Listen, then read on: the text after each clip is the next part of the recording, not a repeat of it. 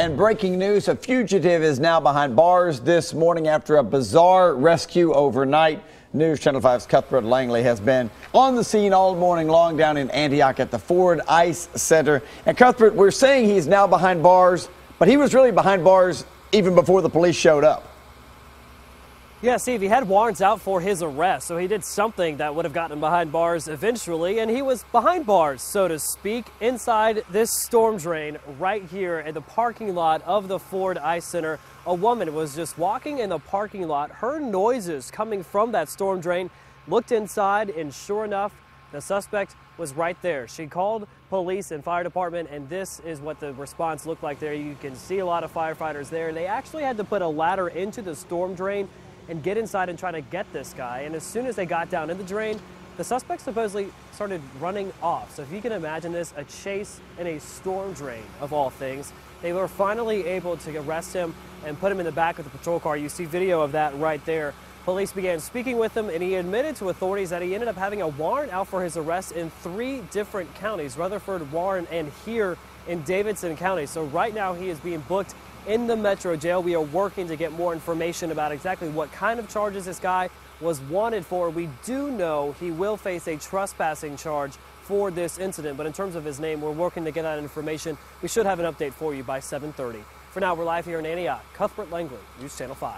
Cuthbert, thank you very much. Several families were forced from their homes after a massive fire at a Franklin apartment complex. Now, this is some new video this morning. When crews arrived at the Sussex Downs complex on Magnolia Drive last night, flames were already shooting through the roof. Now, this video we want to show you was shot by a neighbor. No one was injured, but 5 units suffered serious damage, and no word yet on what sparked that fire. A potentially explosive situation is now under control in White House, where Millersville police discovered 2 active meth labs. This is new video of the scene from Smoky Barn News. Officers had to shut down part of Flat Ridge Road while a home was decontaminated. The man who lives there, Kenneth Cruz, was arrested. He had to be checked out at a hospital before being taken to jail. He's now facing drug and weapons charges. The man accused of brutally stabbing his girlfriend in front of her young children is behind bars this morning. Samuel Copeland was arrested yesterday morning in Warren County after a hit-and-run crash involving the victim's car. Investigators say the 43-year-old stabbed Portia Clark to death inside her Trinity Hills apartment on East Nocturne. Neighbors discovered Clark's body Sunday night after finding her 4-year-old daughter and 10-month-old son wandering alone around the apartment complex. Copeland will be charged with criminal homicide. And have you seen this man? Clarksville police say he assaulted a woman earlier this month. Investigators think his first name is Nick. If you know who he is, call Crime Stoppers 931-645-TIPS. Amy, a child is recovering this morning after being hit by a car in East Nashville. Happened just before 7 last night near the intersection of East Lend Avenue and Cleveland Street. We're told the 11-year-old went to the hospital, a minor shoulder injury. So he's going to be just fine. Right now, it's unclear exactly what happened. We're told the driver of the car, though, is not going to be facing any charges. We do now know the name of the man killed in a head-on crash in Sumner County. Deputies say that Roy Ratliff was driving on Tyree Spring Road when he crossed the center line, slamming into a Jeep.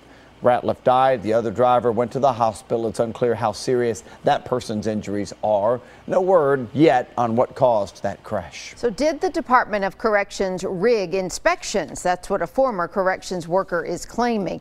Tyler Nelson joined Democratic Representative Mike Turner yesterday to criticize the independent review of conditions at state prisons.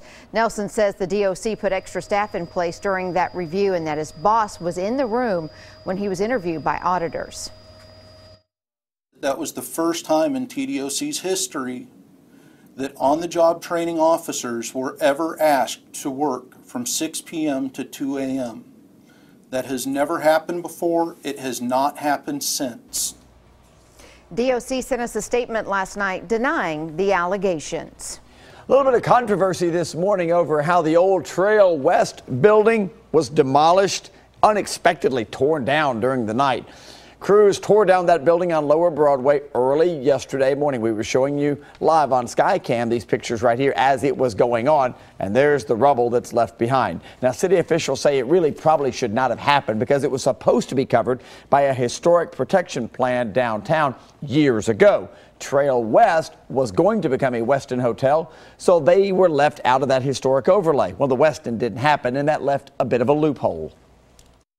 As they started to move forward and execute that plan, they found what we were afraid they would find, and some of the professionals involved knew we would find, which is the building was in really, really tough shape.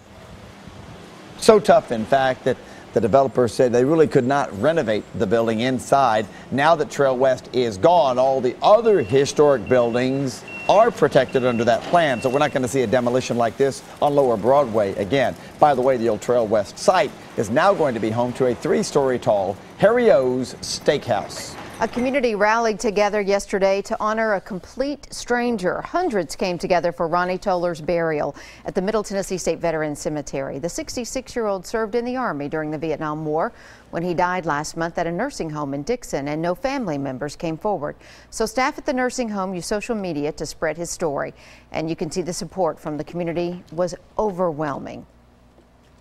It brings tears to your eyes to the feeling of so many people coming together to honor someone who they never met in their life before, but just to be so thankful that he served our country and was willing to serve our country. Patriot Guard riders will deliver his flag to his mother, who lives in a nursing home in California. Yeah, job well done to everyone who had a part in that yesterday. That is my favorite story of the day. Very nice. Yeah.